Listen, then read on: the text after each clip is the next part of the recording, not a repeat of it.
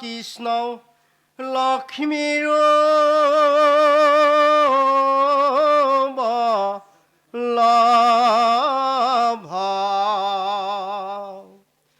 শৰণ পংকজ যিটো ব্ৰহ্মাৰো দুৰ্লভ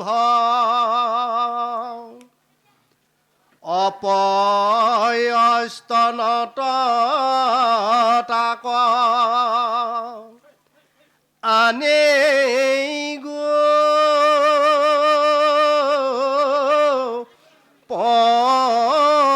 পচয় ভকতৰ বৈশ্য কিনো কৃষ্ণ কি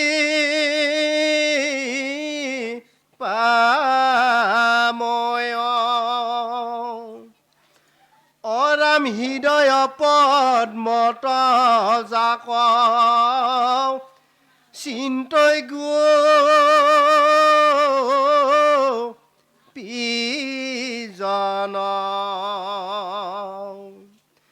হেন কৃষ্ণে কৰন্ত পিক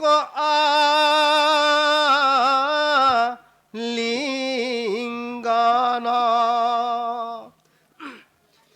এ ৰাম কণ্ঠত আচন্ত ধৰি বাহুদুই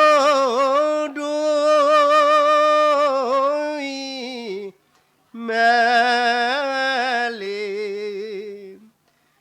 পৰম উৎসুকে গোপী কৰৈৰা সকেলি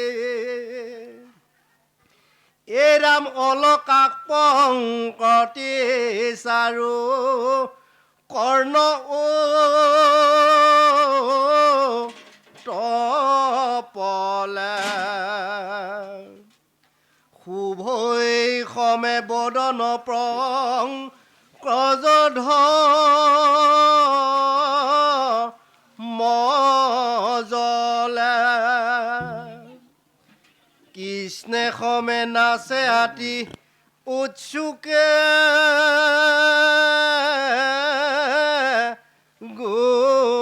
গোপিনী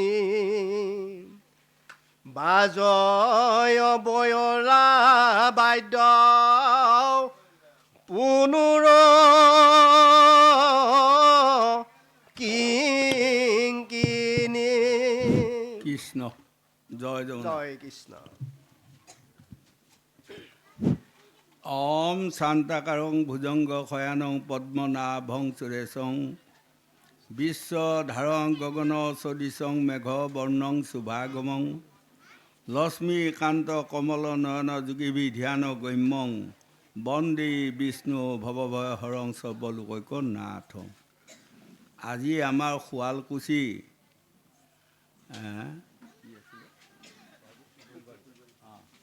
পূব ফুলবাৰী মহাভাগৱত অনুষ্ঠানত সমবেত হোৱা সাধু গুৰু বৈষ্ণৱ ভকত ভকতনী যুৱক যুৱতী শিশু কিশোৰী সবাৰ পাৱধূলি আমাৰ অধমৰ মাথাত থাকক।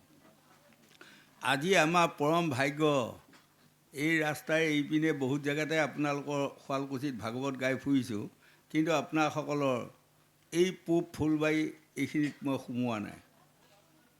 যিসকল সদাশয় লোকে আমাক আমন্ত্ৰণ কৰি আনি আজি আপোনাসকলৰ সবাৰো পাৱধূলি মাথাত লোৱা মোক সুবিধাকণ দিলে, সেইসকলক ঈশ্বৰে মংগল কৰক, মনৰ বাঞ্ছা পূৰ্ণ কৰক, আয়ুষত বিঘিনি শূন্য কৰক, ৰোগ ব্যাধি আপায় অমংগল অশান্তি দূৰ কৰক, ঐশ্বৰ্য বিবুধি প্ৰদান কৰক। আগলৈ এনেধৰণৰ মহান অনুষ্ঠান পাতি আমাৰ দৰে ভকতিৰ দৰিদ্ৰ লোকসকলক ভক্তি তত্ত্বৰ দুটি জ্ঞান দিয়ক বুলি মই ভগৱানৰ ওচৰত প্ৰাৰ্থনা কৰিলোঁ। আৰু লগতে আমাৰ আগত যি দুজন সদাশয় লোকে এই মহাভাগৱত চলাই আছে, সেইসকলকো প্ৰভু ভগৱন্তে কৃপা কৰক বুলি মই ভগৱানৰ ওচৰত প্ৰাৰ্থনা কৰিলোঁ। আৰু আমি আজি মহাভাগৱতৰ দশম স্কন্ধ ৰাসলীলা, এই ৰাসলীলাৰ বিষয়ে আমি দুআষী আপোনাসকলৰ মাজত ভাঙনি কৰি যাম। জানি বা অজানিতে যদি আমাৰ কিবা আগপিছ হয়, আটাইকণ আপোনাসকলে শুধৰাই লৈ আমাকো দুটি ভাল জ্ঞান দিব বুলি সবাৰ ওচৰণতে মোৰ প্ৰণিপাত থাকিল। এতিয়া মহাভাগৱত, এইখন ভাগৱত কি কাৰণত আজি আমি পোৱা হ'ল, যেতিয়া শিংগী মুনিয়ে পৰীক্ষিত ৰজাক ব্ৰহ্মশাপ দিলে, 7 দিনৰ ভিতৰত তোমাক তক্ষকনাগে দংশন কৰক। এই 7 দিনৰ ভিতৰত তক্ষকনাগে দংশন কৰাৰ কথাত গোটেই হস্তিনা নগৰ হুলস্থুল লাগিল।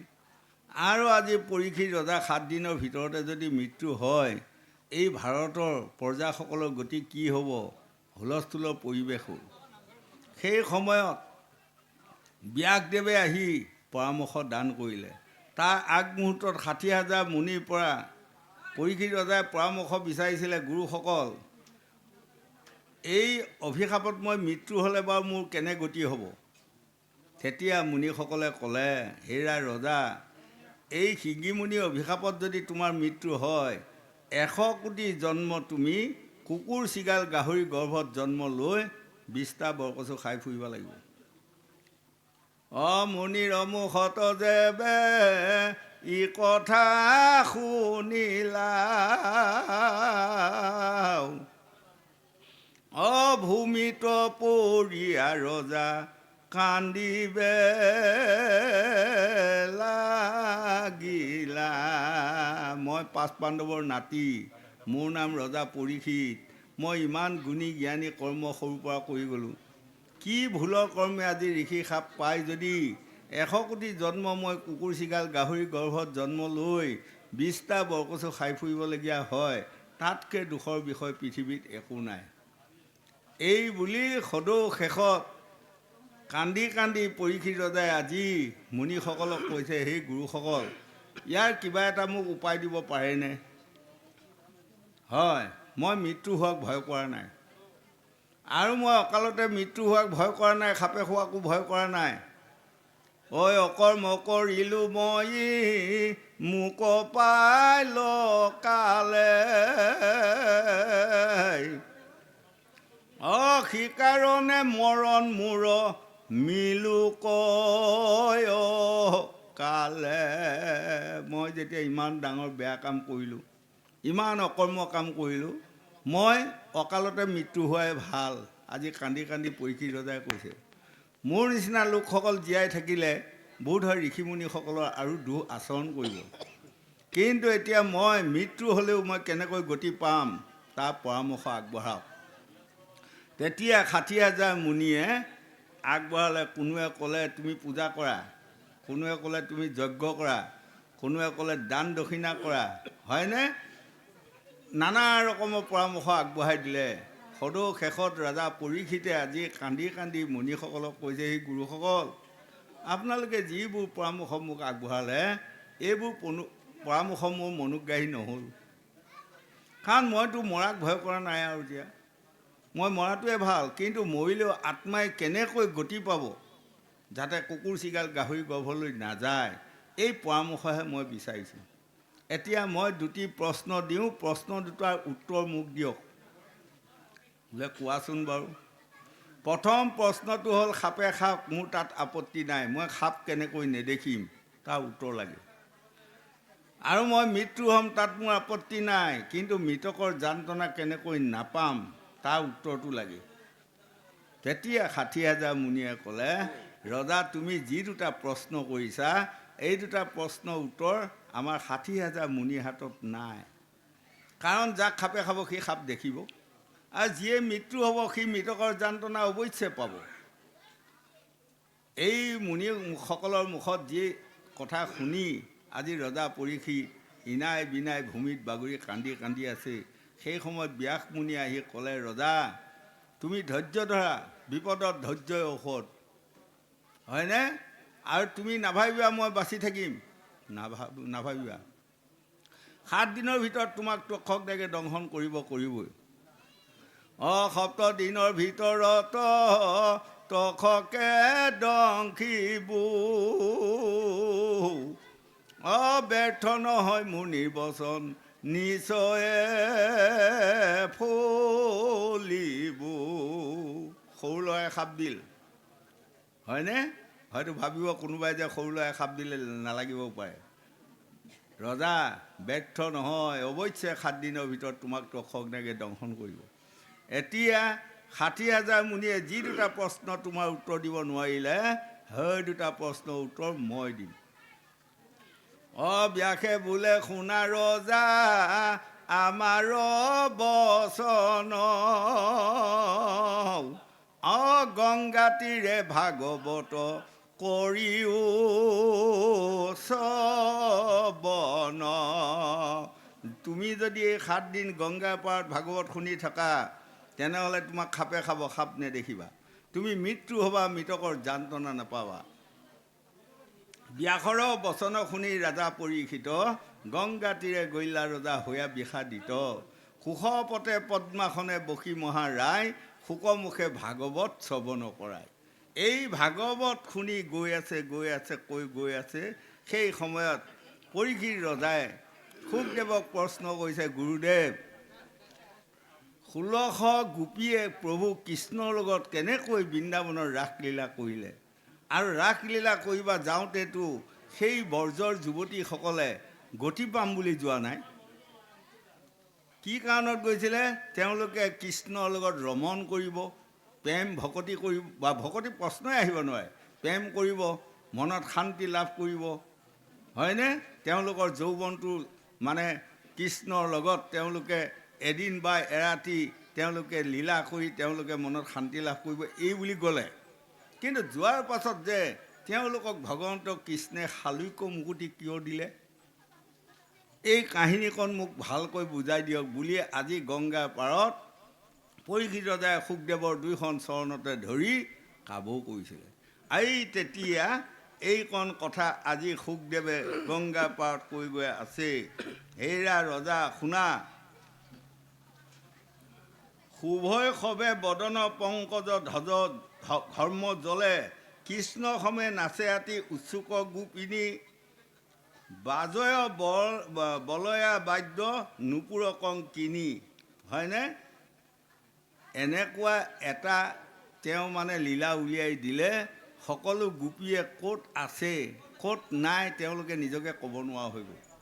শৰত কালৰ ৰাতি বাংশী ডাক দিলা, বৰ্জেৰ যুৱতীগণৰ মনক মহিলা। তেওঁ বাংশী ডাক দিয়াৰ লগে লগে বৰ্জৰ যুৱতীসকল পাগলী হৈ গ'ল, হয়নে? কি মোহিনী লাগি গ'ল। এতিয়া আমাৰ গাঁৱে ভূঞে কয়নে নকয়, কোনোবাই যদি ক'ৰবাত ছোৱালীয়ে পচন্দ নকৰে, বেজৰ ঠাইপে মোহিনী এটা লৈ যায় মাৰি দিয়াচোন, লৰ মাৰি আহিব পাব নহয়, হয়নে বাৰু?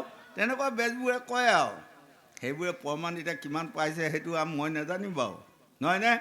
এই তদুপ পৰম প্ৰভু ভগৱন্তে আজি গোপীসকলক এনেকুৱা মোহিনী এটা লগাই দিল, পতি পুত্ৰ ঘৰ বাৰী সকলো এৰি কেৱল কৃষ্ণৰ লগত ৰাসলীলা কৰিব লাগে বুলি আজি শৰৎকালৰ ৰাতি পূৰ্ণিমাহৰ দিনা গৈ মানে আজি কৃষ্ণৰ লগত ৰাসলীলা কৰিছেগৈ, হয়নে? আৰু প্ৰভু ভগৱন্তৰ ৰূপটো আমাক দেখুৱাই আছেই। অলকা পংকতি চাৰু কৰ্ণ উত পলে, শুভয় সবে বদন পংকজ ধৰ্ম জলে।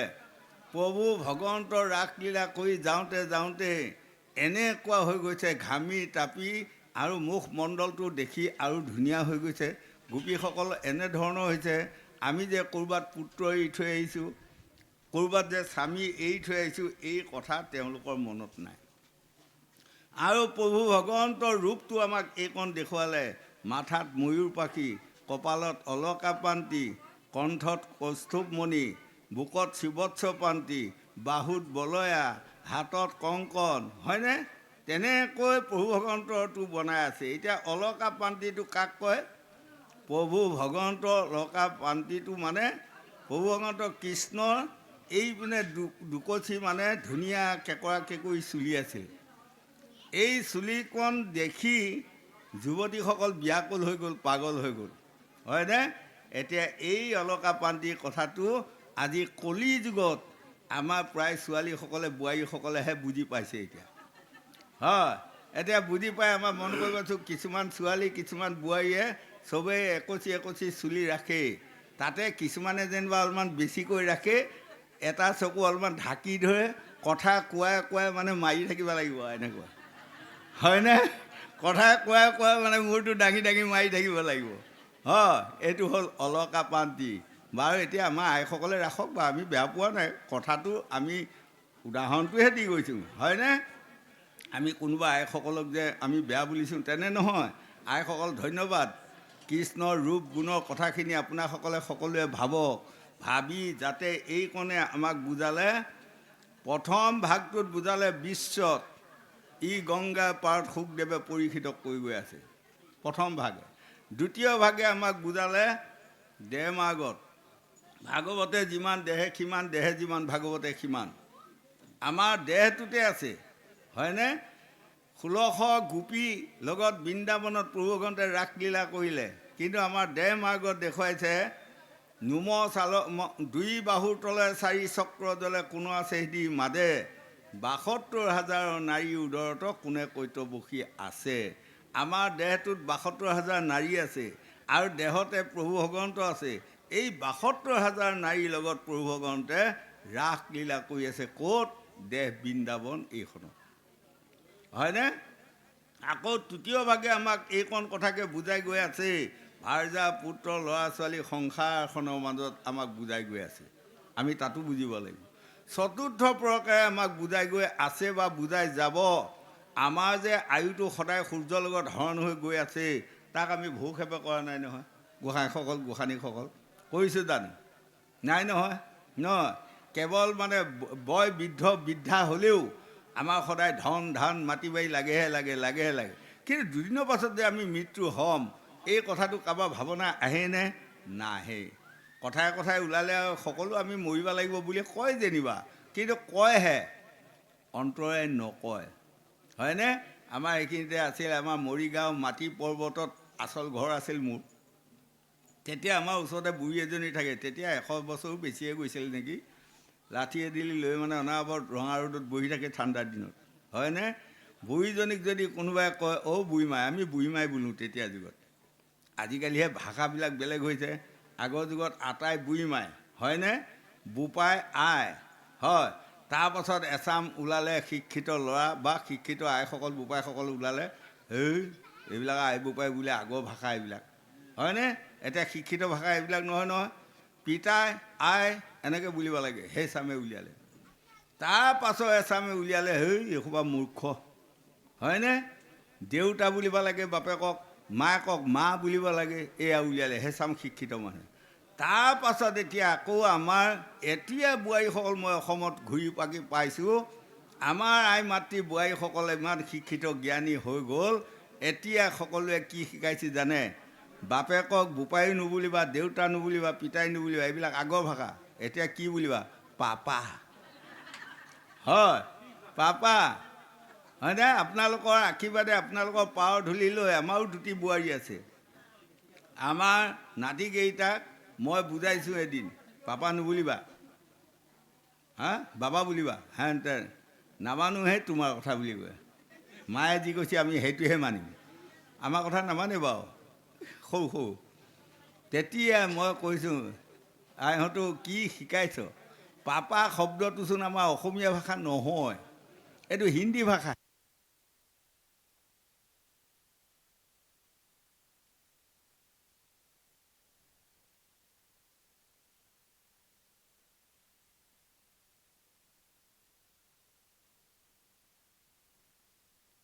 তৰণৰ উপায় সকলোৱে পাম বুলি ভাগৱতত সিদ্ধান্ত দি আছে। গোবিন্দ যাওক। কৃষ্ণ।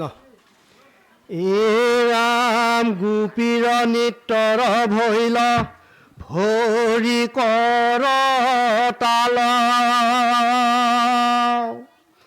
বেৰিৰা গুঞ্জৰে যেন ভ্ৰমৰ গীতাল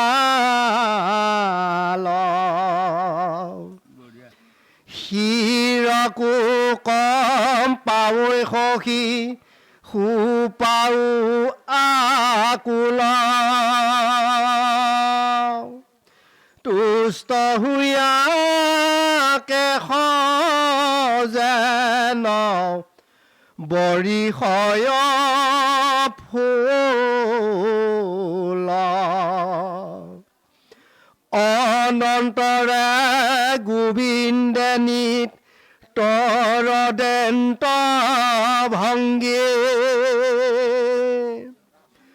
কটু গোপী কাক গয়া ধৰন্ত আলিংগী কেহু গোপী কাৰ কৰে পৰ সন্তস্তন কটাইখে নিৰেখি কাকো কৰন্ত চুম্বন্ত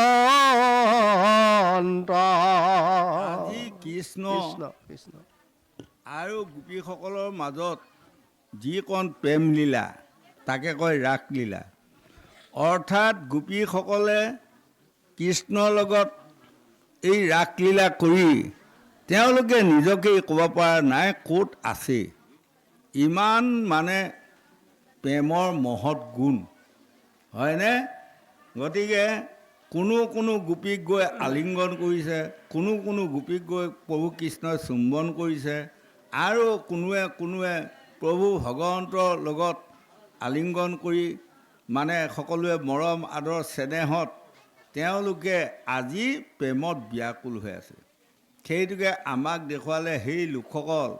সেইকাৰণে ৰসৰাজ লক্ষ্মীনাথ বেজবৰুৱাই গ্ৰন্থখনত লিখিছিলে, ৰাসলীলাটো দুটা ভাগে দেখি হয়।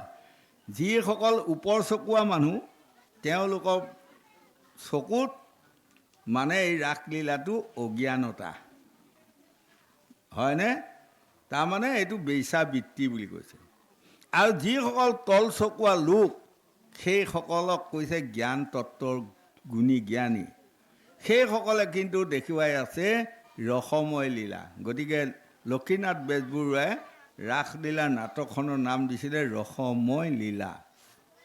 অৰ্থাৎ আমাৰ দেহ মাৰ্গত জীৱ আত্মা পৰমাত্মা মিলনৰ মানে সেইকণে হ'ল জেগা। এতিয়া আমি সেইকণ জেগা আমি ইমান শুদ্ধ ইমান সত্য কৰি ৰাখিব লাগিব যাতে আমি এদিন সকলোৱে মৃত্যু হ'ম। সেই মৃত্যুৰ সময়টো যদি ৰাসলীলাৰ কথাটো অকণমান অন্তৰত আহি যায় তেতিয়াও আমাৰ আত্মাই গতি পাব। কাৰণ মুকুতি পাঁচপদ আছে, সাযুজ্য, সামীপ, সাৰূপ্য, শালুক্য, আৱৰ। এই পাঁচপদ মুকুতিৰ ভিতৰত গোপীসকলক কি মুকুতি দিছিলে? শালুক্য মুকুতি। সেইকাৰণে শালুক্য মুকুতি লৈ আজিও বৈকুণ্ঠত তেওঁলোকে সদায় কৃষ্ণৰ লগত হেনো ৰাসলীলা কৰি আছে। এক আমাক দেখুৱাইছে। ২ নম্বৰত আমাক দেখুৱাইছে বৃন্দাবনখন। এতিয়া উত্তৰ প্ৰদেশত থকা বৃন্দাবনখনত ৯টা বজাৰ লগে লগে বৃন্দাবনৰ পৰা মানুহ সকলো বন্ধ কৰি তালা মাৰি দিয়ে। যদি আপুনি ৯টাৰ পাছত কোনোবা থাকেই পুলিচে বিচাৰি হ'লেও আপোনাক বাহিৰ কৰি দিব। তাত হেনো সদায় প্ৰভু ভগৱন্ত আৰু গোপীসকল আহি ৰাতি ৰাসলীলা কৰে হয়নে? গতিকে সেই লোকসকল গোপীসকলে প্ৰভু ভগৱন্তৰ ওপৰত শালুক্য মুকুতি পাম বুলি ভজা নাই, কামভাৱে ভজিছিলগৈ হয়নে? কিন্তু কামভাৱে ভজাৰ লগে লগেই আজি প্ৰভু ভগৱন্তে গতি দিবলগীয়া হ'ল। হিৰণ্যকশিপু হিৰণ্যাক্ষই আমি গতি পাম বুলি প্ৰভু ভগৱন্তৰ লগত যুদ্ধ লাগি মৃত্যু হোৱা নাছিল। কেৱল বিষ্ণুক বা কৃষ্ণক মাৰিব লাগে, লক্ষ্য এইটোৱে। কিন্তু সেই মৰ্মে বিষ্ণু বিষ্ণু কৈ যাওঁতে গোটেই তৃণ তৰু লতা সকলো বিষ্ণুময় দেখা হৈ গ'ল। হিৰণ্যকশিপুৱে বা হিৰণ্যাক্ষই গতি পালে নহয় বাৰু।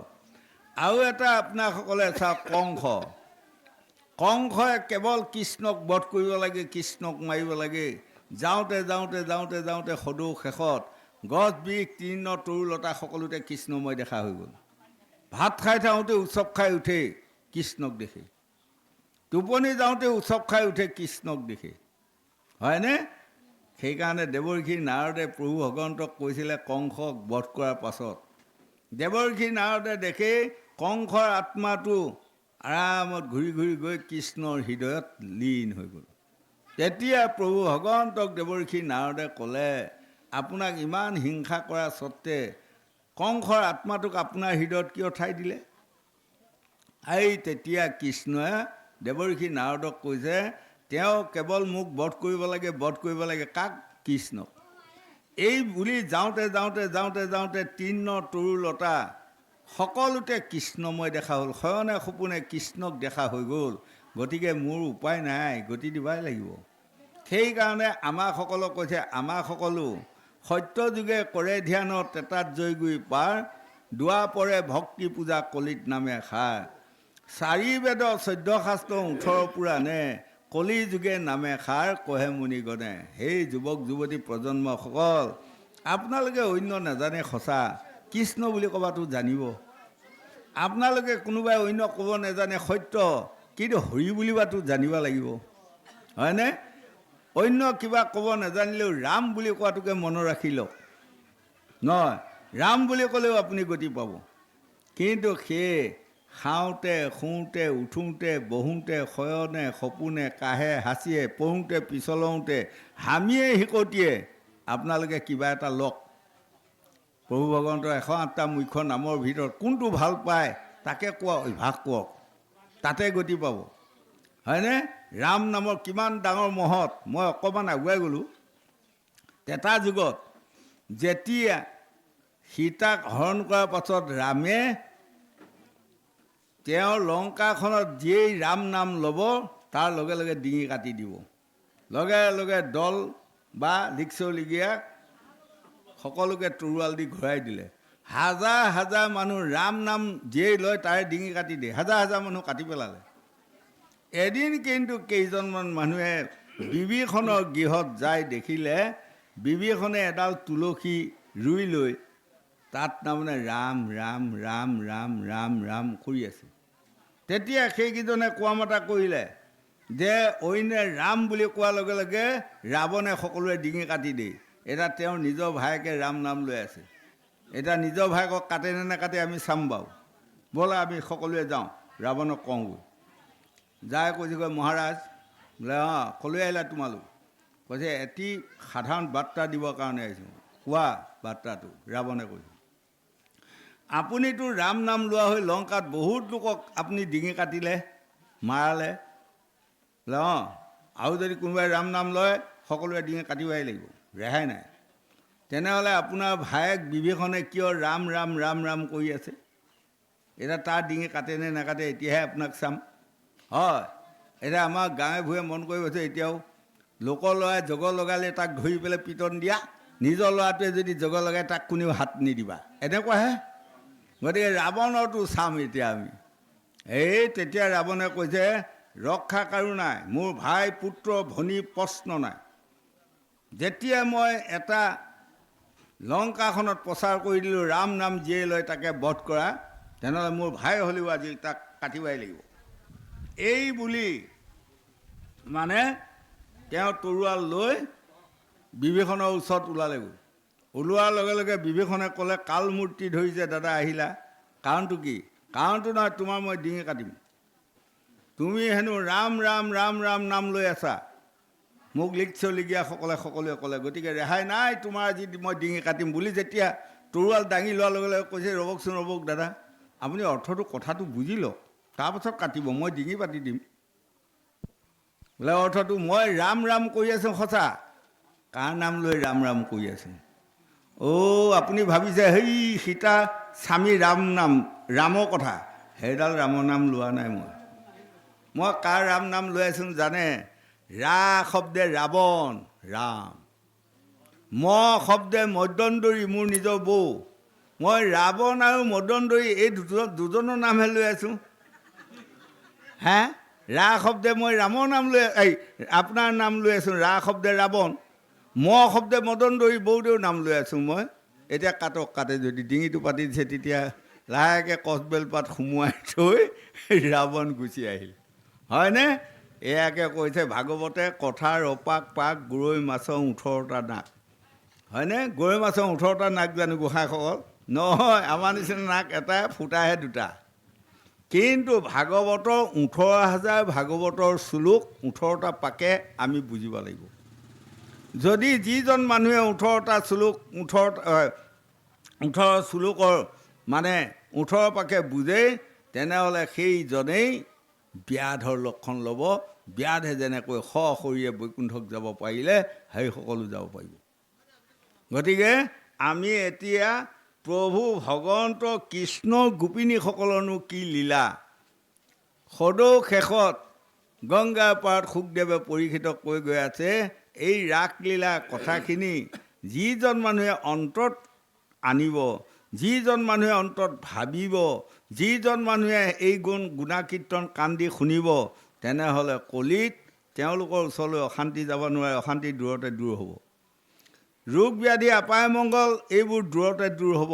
আৰু সদৌ শেষত গোপীসকলে যেনেকৈ শালুক্য মুকুতি পালে, সেইসকলেও শালুক্য মুকুতি পাব ৰজা, তুমি চিন্তা নকৰিবা। এই বুলি গংগা পাৰত কোৱা মানে আমাক কৈ আছে। কাৰণ আমি যদি বিশ্বত চাওঁ, ৰজা পৰীক্ষিতক 7 দিনৰ ভিতৰত তক্ষকনাগে দংশন কৰিলে। আৰু আমি যদি দেহ মাৰ্গত চাওঁ, সেই ল'ৰা ছোৱালী যুৱক যুৱতী প্ৰজন্মসকল আমি সকলোৱে একোটি একোটি ৰাজা পৰীক্ষিত, হয়নে নহয় কওক? পৰীক্ষিত ৰজাকো 7 দিনৰ ভিতৰত তক্ষকনাগে দংশন কৰিলে। আমাকো এই 7টা বাৰৰ ভিতৰতে কোনোবা এটা বাৰে তক্ষকনাগে দংশন কৰিব, ৰেহাই কাৰোৱে নাই। কাৰোবাক মঙলবাৰে, কাৰোবাক বুধবাৰে, কাৰোবাক বৃহস্পতিবাৰে, হয়নে বাৰু? গতিকে আমি পৰম প্ৰভু ভগৱন্তৰ ওচৰত আমি কৃপা বিচাৰিব লাগিব। কৃপাৰ সাগৰ দৈৱকী নন্দন পুৰীও মনৰ কাম, ভকতৰ সংগ সদা নুগুচক মুখে তোৱা গুণৰ নাম। সেই লোকসকল আমি ভগৱন্তৰ ওচৰত কৃপা বিচাৰিব লাগিব, যাতে ইহকাল পৰকাল আপোনাৰ গুণানুকীৰ্তন গোৱা কোৱা শুনাৰ যাতে আমি সুবিধা অকণমান পাওঁ। এইকণ সুবিধা কেতিয়া পাব জানে? আকৌ যদি এইবাৰ মৰি আকৌ মনুষ্যৰ জন্ম পাওঁ, তেতিয়া আমি এইকণ সুবিধা পাম। যদি কেনিবাকৈ আমি মনুষ্যৰ জন্ম লৈ বেয়া কাম কৰাৰ ফলত যদি পৰজন্মত কুকুৰ চিগাল গাহৰি জন্ম দেই, তেনেহ'লে আমি মৰি গ'লেও আমি ঈশ্বৰৰ নাম ল'ব নোৱাৰিম। এই ৰাম বিষয় বাসনাই এৰি ভজিও কচিৰি হৰি, মানি লোৱা ভাগৱতৰ বাণী, নহ'লে মনুষ্য জন্ম বিফলে খেদায়া হৈবা।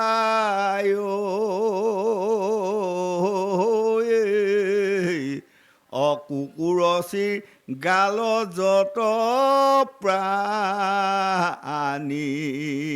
সেই যুৱক যুৱতী প্ৰজন্মসকল সকলোৱে এই মহাভাগৱতৰ বাণী কেইটামান মানি ল'বা যত্ন কৰক। নহ'লে মনুষ্য জন্ম বিফলে খেদায়া হৈবা, কুকুৰৰ চিগাল যত প্ৰাণী।